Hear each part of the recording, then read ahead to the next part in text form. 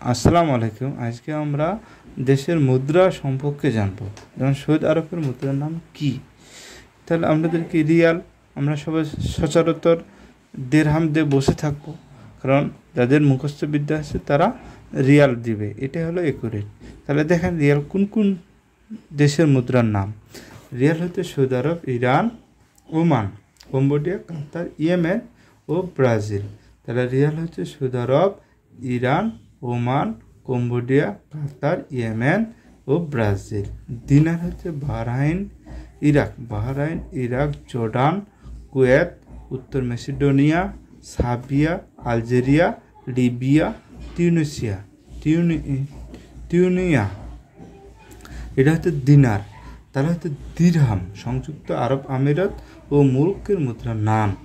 দিরহাম হচ্ছে সংযুক্ত আরব আমিরাত ও মুরুক্কের মুদ্রার নাম। আর লিরা হচ্ছে তুরস্কের মুদ্রার নাম। লিরা হচ্ছে কি? তুরস্কের মুদ্রার নাম। তাহলে কি আমাদের সৌদি আরবের মুদ্রার নাম হচ্ছে কি? রিয়াল। এটাই ছিল এখনকার সমাধান। ধন্যবাদ আপনাদের।